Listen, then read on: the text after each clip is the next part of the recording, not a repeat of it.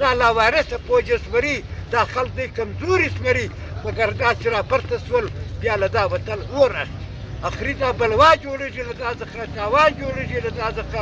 موږ په دوه ورځې پر امن جدي استعداد دی که هغه نه وسوله موږ پر بک هړتال کښېنو که په بک هړتال نه وسوله بله لار اختیاروو حق غواړو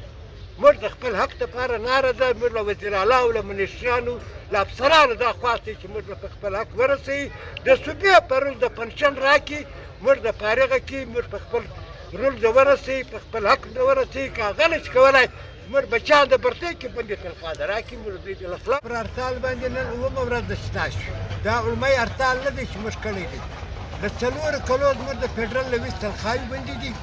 موږ د خپلو تنخواو مطالبه کړې ده په دې کې موږ 2 کاله د های کورټ کیس چلولی دی های کورټ موږ بېرته ډپارټمنټ ته حواله کړي وو په ډپارټمنټ کې دا لیکلي دی چې ته به دا بندي تنخوا ورکوې دا تا غیر قانوني بندي کړي دي دا تنخوا پورې طور جاري کړه په هغه د های کورټ په اډر باندې تر ننه پورې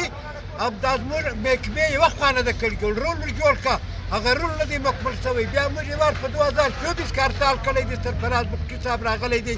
موږ ټینټ پټاو کړی دی د ده په زبان د ده په خوله باندې موږ ولاړ شوي یو بیا له هغه څخه یو کال بعد بېرته موږ بیا په هغه مای کې د 2025 بیا راغ بیا پر هړتال کښېنست بیا د وزیر اعلی صاحب لخوا وزیر خزانه شیخ نصیروالي صاحب راغلی دی بیا هغه له موږ سره واده کړی دی بیا موږ د هغه په واده باندې بیا ولاړ شوي یو بیا له موږ سره میټینګ شوی دی په میټینګ کې د ګوډل شیټ اډر شوی دی موږ اګري شوي یو باندې له هغه باوجود دا پایل لاړی بېرته په لاو په کابینټ کې پاس شوی له راغله له ګوډل نه بېرته پر پنشن واوښت پر پنشن باندې هشم کاکړ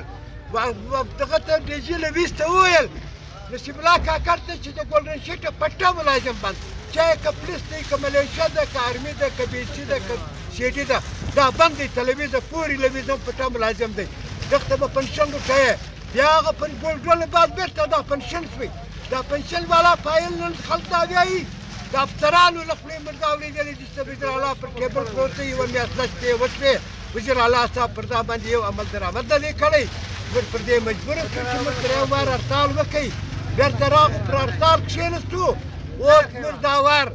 دا سر ول د شیدو سوی مستو ته ورپسې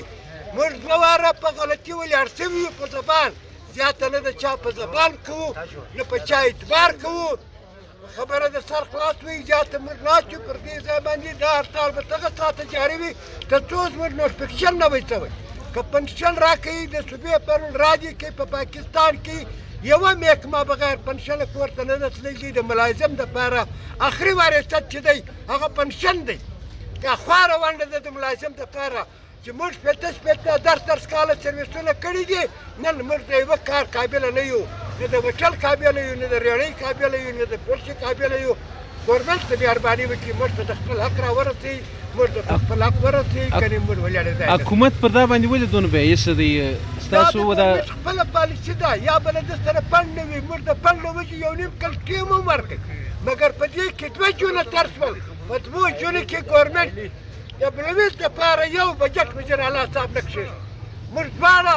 دا 2 هړتاله مخکې چې موږ وکړ دا موږ دواړه تر بجټ پېښېدو له مخه وکړ مګر دوی په بجټ کې 1 روپۍ د بلویز د فدرال دپاره نه د تنخوا غږ شوه نه د پنشن غږ شوه